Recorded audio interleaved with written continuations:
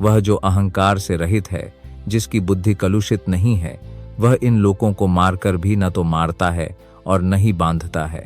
यदि आप बुद्ध हैं तो आप संसार में रह सकेंगे और धन संपत्ति अर्जित कर सकेंगे। यस्य जो न कभी नहीं, अहंकृतः मिथ्या अहंकार, भावः स्वभाव, बुद्धे यस्य जो न कभी नहीं, लिप्यते आसक्त होता है, हत्वा अपि मारकर भी, सह वह ईमान यह लोकान संसार न कभी नहीं, हंति मारता है न कभी नहीं, निबध्यते जोंघता है। अनुवाद: जो अहंकार से प्रेरित नहीं है, जिसकी बुद्धि उलझी हुई नहीं है, वह इस संसार में मनुष्यों को मारने पर भी मारने वाला नहीं है, न ही वह अपने कर्मों से बौंधता है। मुराद: इस श्लोक में भगवान अर्जुन को बताते हैं कि युद्ध न करने की इच्छा मिथ्या अहंकार से उत्पन्न होती है। अर्जुन ने स्वयं को कर्म का कर्ता तो माना, किंतु उसने भीतर और बाहर परम अनुमति पर विचार नहीं किया। यदि कोई परम अनुमति को नहीं जानता तो वह कर्म क्यों करे, किंतु जो कर्म के साधन को, स्वयं को कर्ता के रूप में और परमेश्वर को परम अनुमतिकर्ता के रूप में जानता है, वह सब कुछ करने में निपुण होता है। ऐसा व्यक्ति कभी मोह में नहीं पड़ता। व्यक्तिगत कार्यकलाप और उत्तरदायित्व मिथ्या अहंकार, ईश्वर विहीनता या कृष्ण भावनामृत के अभाव से उत्पन्न होते हैं। जो कोई भी परमात्मा या भगवान के निर्देशन में कृष्ण भावनामृत में कर्म करता है, वह हत्या करते हुए भी हत्या नहीं करता, न ही वह ऐसी हत्या के प्रतिफल से कभी प्रभावित होता है। जब कोई सैनिक किसी वरिष्ठ अधिकारी के आदेश पर हत्या करता है तो उस पर कोई निर्णय नहीं होता, किंतु यदि कोई सैनिक अपने व्यक्तिगत कारण से हत्या करता है तो उस पर न्यायालय द्वारा निर्णय अवश्य होता है। ज्ञान, ज्ञेय और कर्म की त्रिविध प्रेरणा। कर्मों का संग्रह 3 प्रकार का होता है, अर्थात कारण, कर्म और कर्ता। ज्ञानजन्य परिज्ञाता विधा कर्म, कोडाना कारणं कर्म, कर्तेति विधाः कर्म संग्रह। ज्ञानम ज्ञान, ज्ञान उद्देश्य, परिज्ञाता ज्ञाता, त्रिविधा 3 प्रकार, कर्म कार्य, कूटन प्रेरणा, कारणम इंद्रियां, कर्म कार्य, कर्ता कर्ता इति। इस प्रकार त्रिविधाः 3 प्रकार, कर्म, कार्य, संग्रह, संचय। अनुवाद: ज्ञान, ज्ञान का विषय और ज्ञाता, ये 3 कारक हैं जो कर्म को प्रेरित करते हैं। इंद्रियां, कर्म और कर्ता, ये 3 आधार हैं कर्म के। दैनिक कार्य के लिए 3 प्रकार की प्रेरणाएं होती हैं।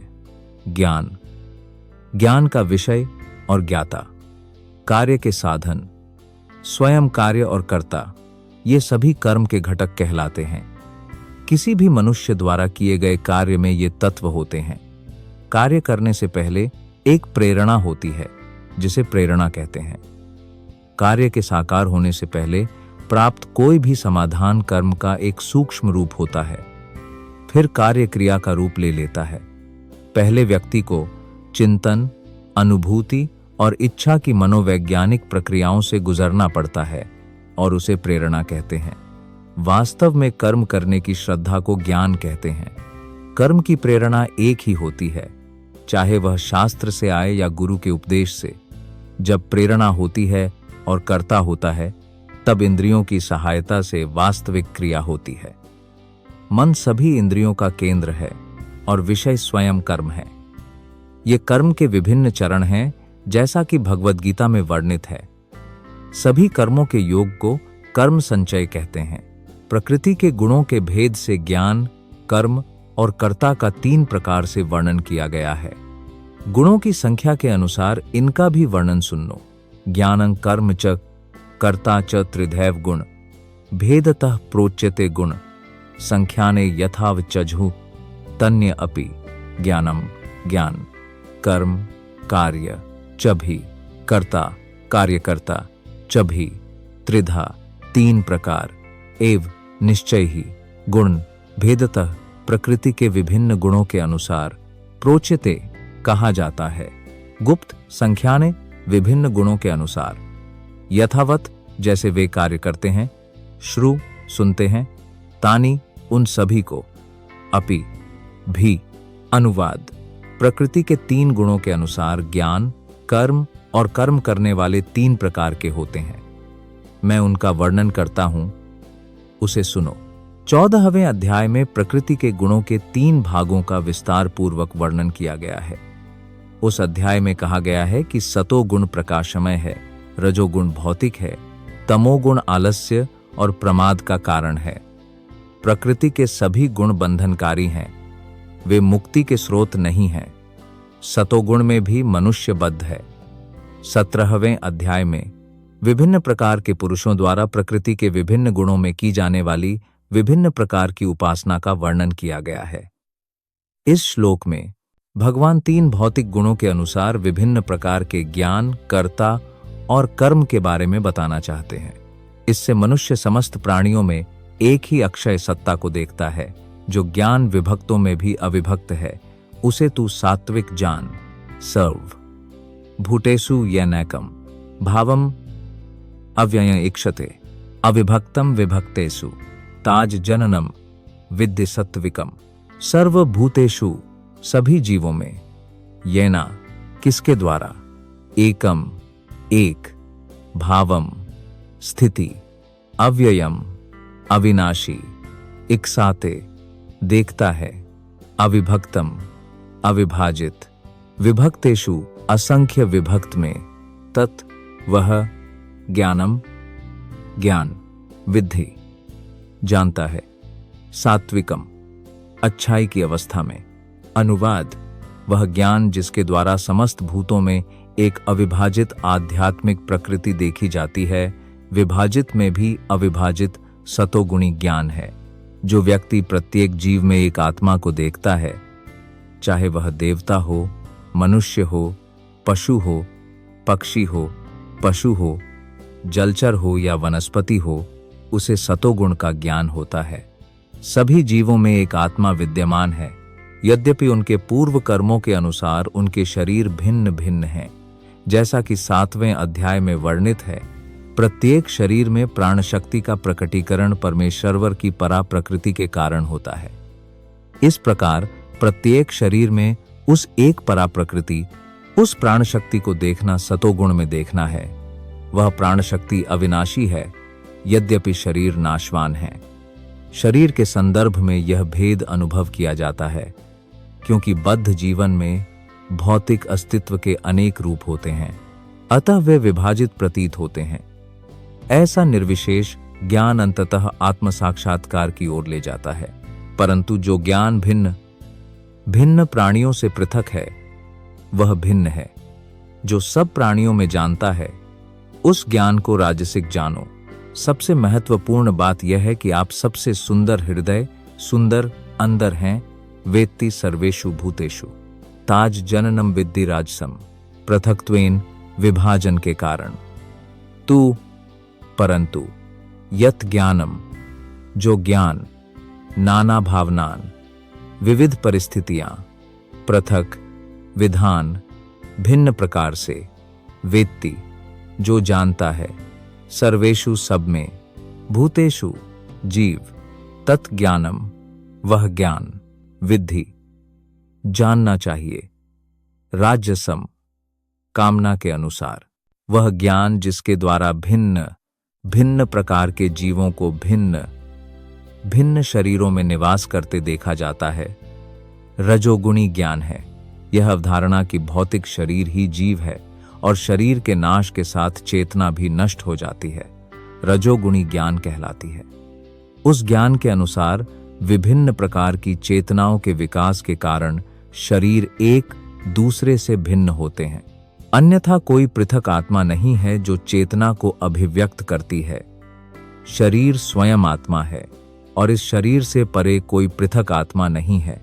ऐसे ज्ञान के अनुसार चेतना अस्थायी है, या फिर कोई व्यक्तिगत आत्मा नहीं है, बल्कि एक सर्वव्यापी आत्मा है जो ज्ञान से पूर्ण है, और यह शरीर अस्थायी अज्ञान की अभिव्यक्ति है, या इस शरीर से परे कोई विशिष्ट व्यक्ति या परमात्मा नहीं है। ऐसी सभी धारणाएं रजोगुण की उपज मानी जाती हैं। जो एक कार्य से समग्र रूप से जुड़ा हुआ है वह अनुचित है, जो महत्वहीन है, जिसका कोई वास्तविक अर्थ नहीं है, उसे तामसिक घोषित किया जाता है। आप कृष्ण हैं, कार्यसक्तम, अहेतुकम, अतत्वार्थवद अल्पम च तत्तामसम उदाहृतम, यत जो तू परंतु कृत्स्नवत, सब में, एकस्मिन, एक में, कार्य सक्तम, लगा हुआ, अहेतुकम, बिना कारण, अतत्व, अर्थवत, बिना वास्तविकता, अल्पम च, तथा बहुत अल्प, तत्वः, तामसम, तमोगुणी, उदाहृतम कहा जाता है। अनुवाद। और जिस ज्ञान से मनुष्य सत्य के ज्ञान के बिना एक ही प्रकार के कर्म में आसक्त हो जाता है तथा जो अत्यंत अल्प है, वह तामसी कहा जाता है। सामान्य मनुष्य का ज्ञान सदैव तमोगुणी होता है, क्योंकि बद्ध जीवन में प्रत्येक जीवात्मा तमोगुण में जन्म लेता है। जो व्यक्ति प्रमाणों या शास्त्रीय आदेशों से ज्ञान का विकास नहीं करता, उसका ज्ञान केवल शरीर तक ही सीमित रहता है। वह शास्त्रों के निर्देशों के अनुसार कार्य करने में रुचि नहीं रखता। उसके लिए ईश्वर धन है, और ज्ञान का अर्थ है शारीरिक आवश्यकताओं की पूर्ति। ऐसे ज्ञान का परम सत्य से कोई संबंध नहीं है। यह लगभग सामान्य पशुओं के ज्ञान के समान है। खाने, सोने, रक्षा करने और मैथुन करने का ज्ञान। ऐसे ज्ञान को यहाँ तमोगुण की उपज कहा गया है। दूसरे शब्दों में, इस शरीर से परे आत्मा से संबंधित ज्ञान को सतोगुणी ज्ञान कहा जाता है, और सांसारिक तर्क और मानसिक चिंतन के बल पर अनेक सिद्धांतों और मतों का निर्माण करने वाला ज्ञान रजोगुणी होता है, और केवल शरीर को सुखमय बनाए रखने से संबंधित ज्ञान तमोगुणी कहा जाता है। वह आसक्ति, राग या द्वेष के बिना किया जाता है, जो कर्म फल की इच्छा न रखते हुए किया जाता है, उसे सात्विक कहते हैं। नियतम सांगा रहितम, अरागा द्वेषाता, कृत्यम, अफल, प्रेप्सुना कर्म, यह तत्सात्विकामुच्यते। नियतम, नियमन, संग रहितम, आसक्ति रहित, आराग द्वेष रहित, कृतम, किया हुआ, अफल, प्रेप्सुना, निष्काम, कर्म, कार्य, यत, जो, तत्वः, सात्विकम, सत्वगुणी, उच्यते कहा जाता है। अनुवाद। जहां तक कर्मों का प्रश्न है, वह कर्म जो कर्तव्यानुसार, आसक्ति, प्रेम या द्वेष के बिना कर्म फलों का त्याग करने वाले व्यक्ति द्वारा किया जाता है, सतोगुणी कर्म कहलाता है। निष्कर्ष। त्याग की पूर्णता।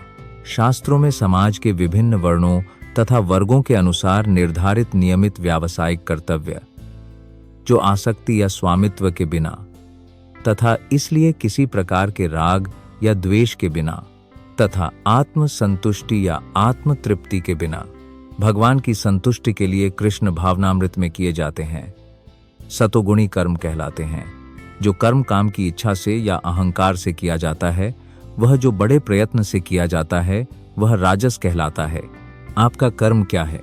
आनंद की इच्छा, क्रियाते बहुलयसम, तब राजसम उदारहृतम, यत, जो, तू, परंतु, काम इप्सुना, सकारात्मक परिणाम सहित, कर्म, कार्य, संहंकारेण, अहंकार सहित, वा, या, पुनः, फिर, क्रियते, किया गया, बहुल, आयासम, महान परिश्रम सहित, तत्व है, राजसम, रजोगुण सहित, उदाहृतम कहा जाता है।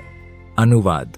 किंतु जो कर्म मनुष्य अपनी इच्छाओं की पूर्ति के लिए बड़े प्रयत्न से करता है और मिथ्या अहंकार से प्रेरित होकर करता है, उसे रजोगुणी कर्म कहते हैं। संधि, विनाश, हिंसा और पुरुषार्थ की आवश्यकता नहीं है, जो कर्म मोहवश किया जाता है उसे तामसिक कहते हैं। अनुबंधम क्षयम हिंसाम अनापेक्ष च पौरुषम मोहद अर्भ्यते कर्म यत्तत्तामसम उच्यते। अनुबंधम भविष्य का बंधन, क्षम विचलित, हिंसाम हिंसा, अनपेक्ष परिणाम का विचार किए बिना, च पौरुषम दूसरों को कष्ट देने वाला, मोहत भ्रम से, अर्भ्यते आरंभ कर्म कार्य, यत वह, तत् जो, तामसम तमोगुणी, उच्यते कहा जाता है। अनुवाद।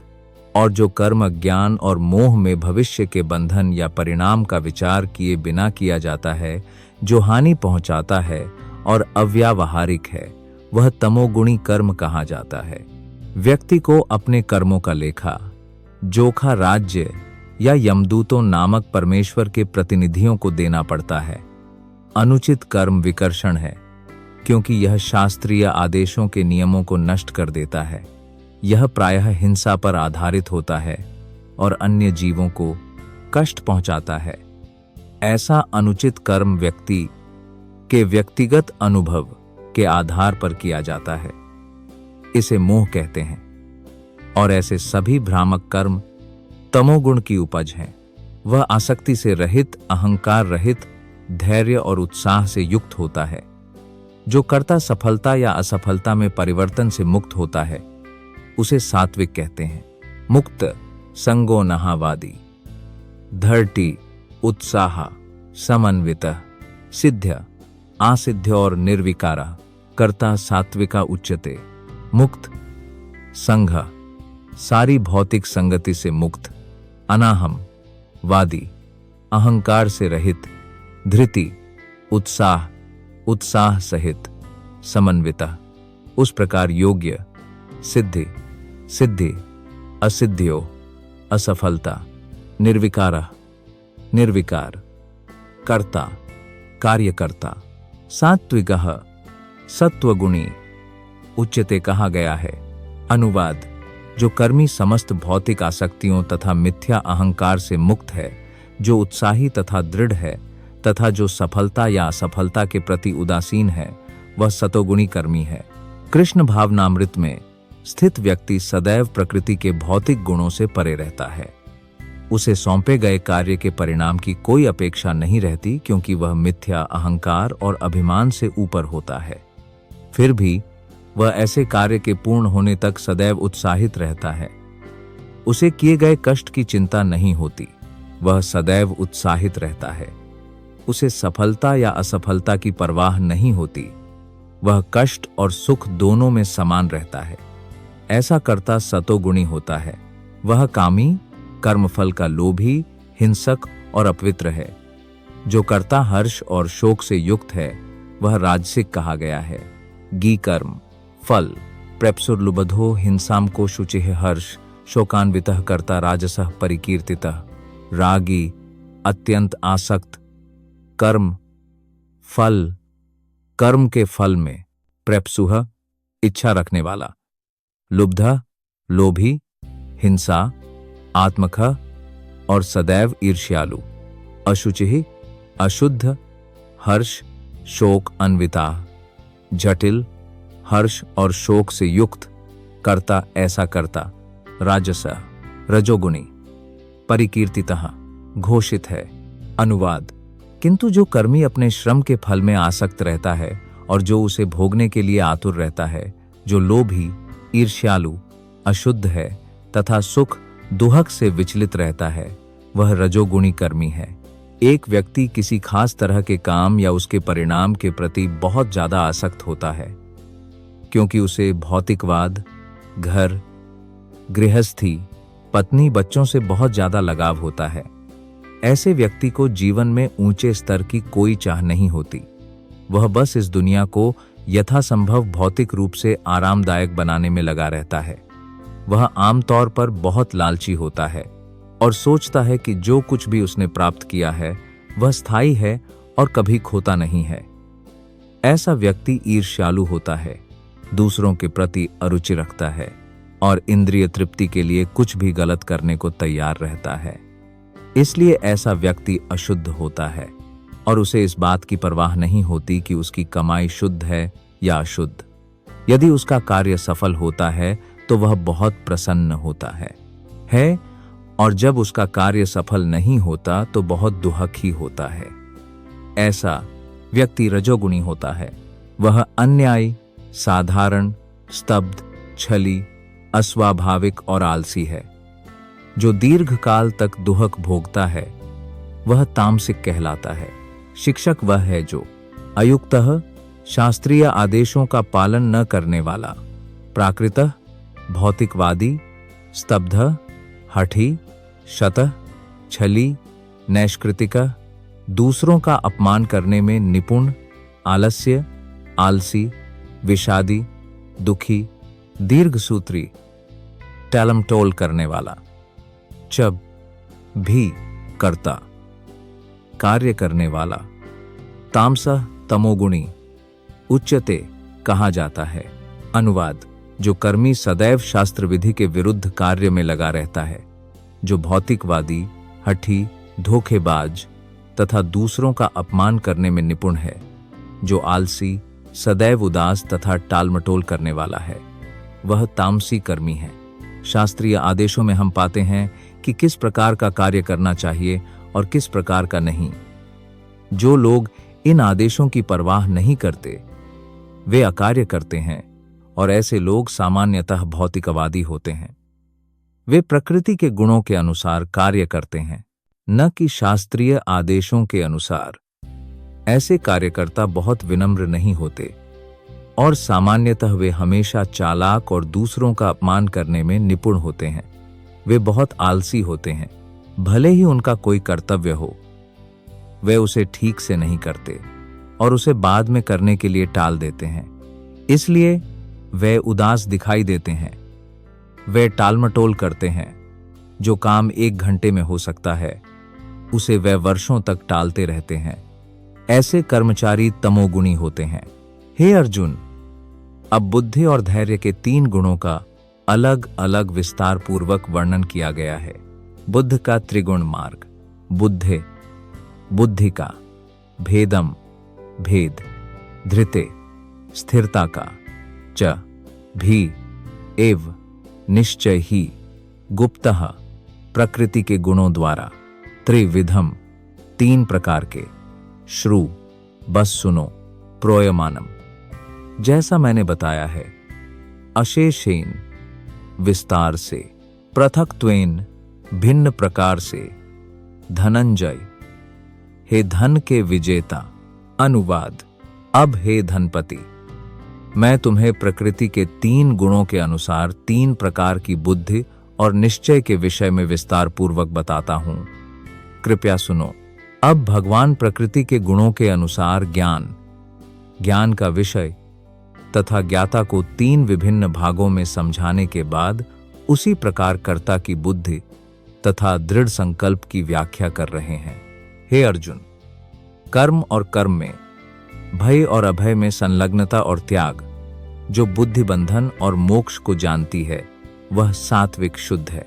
सच्चे और झूठे वे हैं जो विशेषाधिकार प्राप्त, योग्य, भी निवृत्तिम, योग्य न होने वाला, कार्य अकार्य, प्रतिक्रिया, भयभीत, निर्भयता, बंधम, दायित्व, मोक्षम च और मुक्ति, या जो वेत्ति जानता है, बुद्धि समझ, सत्पार्थ हे पृथ्वी पुत्र, सात्विकी सत्वगुण में। अनुवाद: हे पृथापुत्र, जिस बुद्धि से मनुष्य यह जानता है कि क्या करना चाहिए और क्या नहीं करना चाहिए, किससे डरना चाहिए और किससे नहीं, क्या बांधने वाला है और क्या मुक्ति देने वाला है, वह बुद्धि सतोगुण में स्थित है। शास्त्रों के निर्देशों के अनुसार किए जाने वाले कार्य प्रवृत्ति कहलाती है, अर्थात जो कर्म करने योग्य हैं और जो कर्म इस प्रकार निर्देशित नहीं हैं, उन्हें नहीं करना चाहिए। जो व्यक्ति शास्त्रों के निर्देशों को नहीं जानता, वह कर्मों और कर्मों की प्रतिक्रियाओं में उलझ जाता है।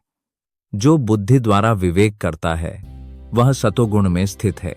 हे अर्जुन, जो बुद्धि मिथ्या ज्ञान रखती है वह राजसिक है।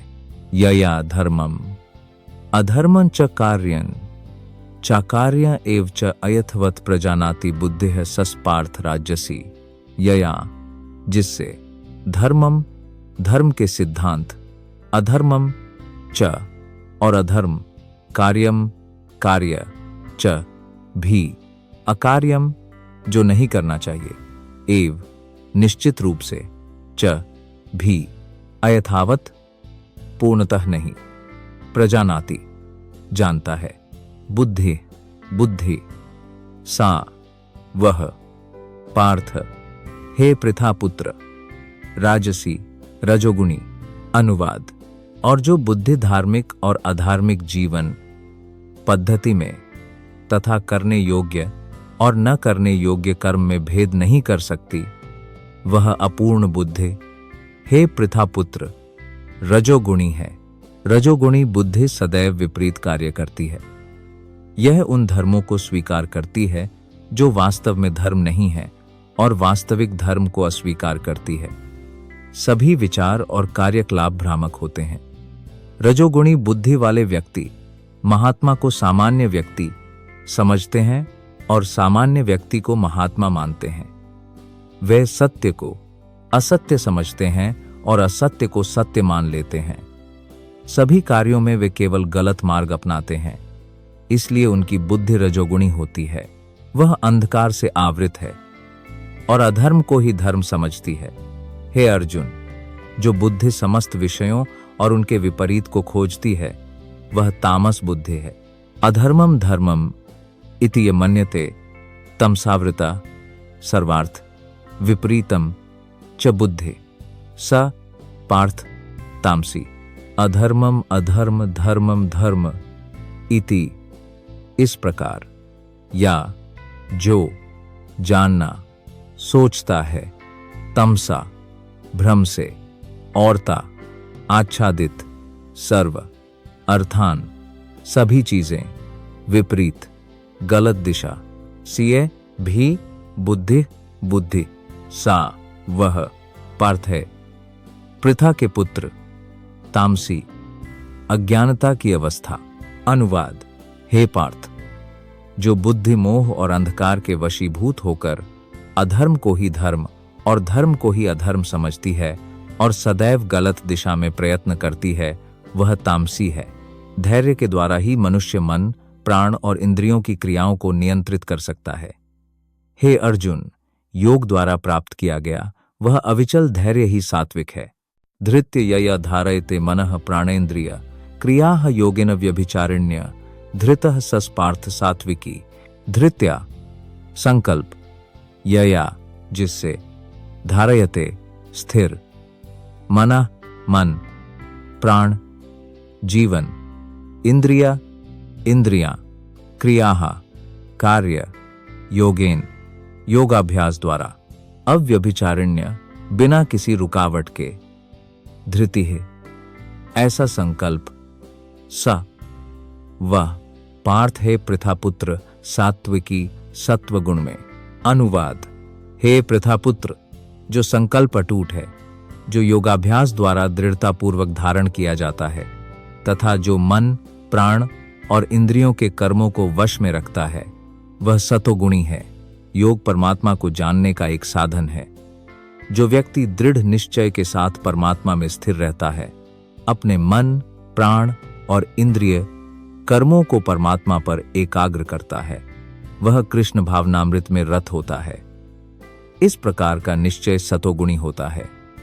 अव्यभिचारिण्य शब्द अत्यंत महत्वपूर्ण है, क्योंकि यह उन व्यक्तियों के लिए है जो कृष्ण भावनामृत में लीन रहते हैं और किसी अन्य कर्म से विचलित नहीं होते। हे अर्जुन, इससे मनुष्य धैर्यपूर्वक धर्म, कामना और धन का पालन कर सकता है। हे अर्जुन, जो धैर्य आसक्ति के फल की इच्छा करता है, वह राजसिक है। ययातु धर्म कामार्थान धृत्या धारयते अर्जुन प्रसन्नेन फलकांक्षी धृति सस्पार्थ राजसी।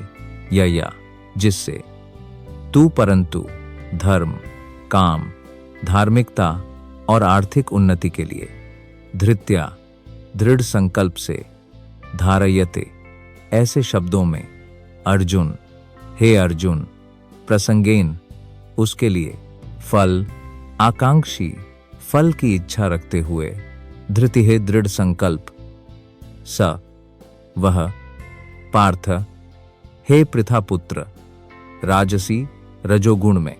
अनुवाद, हे अर्जुन, जिस दृढ़ संकल्प के द्वारा मनुष्य धर्म, अर्थ और इंद्रिय तृप्ति के फल को दृढ़तापूर्वक धारण करता है, वह रजोगुणी है। जो व्यक्ति सदैव धार्मिक या आर्थिक कार्यों में फल की इच्छा रखता है, जिसकी एकमात्र इच्छा इंद्रिय तृप्ति है तथा जिसका मन, प्राण तथा इंद्रियां इसी में लगे रहते हैं, वह रजोगुणी है।